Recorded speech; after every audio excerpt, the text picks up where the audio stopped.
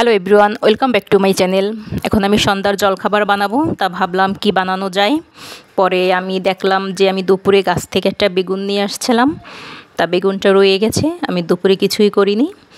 এর জন্য ভাবলাম তাহলে বেগুনি তৈরি করা যাক। এর জন্য আমি বেগুনি ভাজি করতে চলে আসলাম।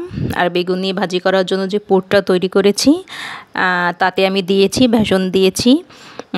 বেসন দেওয়ার পর লবণ দিয়েছি, মরিচের গুঁড়ো দিয়েছি, হলুদের গুঁড়ো দিয়েছি, চাল ভেজে গুঁড়ো করেছি মানে ছাতু, সে ছাতু দিয়েছি, পাঁচফোড়নের গুঁড়ো দিয়েছি, শুকনো মরিচ টেলে গুঁড়ো করে দিয়েছি, আর দিয়েছি জিরে আর ধনের গুঁড়ো আর গরম মশলার গুঁড়ো দিয়ে পুরটা আমি ভালো করে তৈরি করে নিয়েছি। এবং বেগুনি ভাজার আগে হালকা একটু গরম তেল পুরের ভিতর দিতে হবে। এই যে আমার ভাজা প্রায় হয়ে আসছে, এবার আমি তুলে নেব। আর আমার চ্যানেলটা অবশ্যই একটা সাবস্ক্রাইব করে দেবেন প্লিজ, যার কাছে গিয়ে পৌঁছাবে সেই একটা সাবস্ক্রাইব করবেন, একটা লাইক দেবেন আর পাশের বেল বাটনটা প্রেস করে দেবেন। Thank you.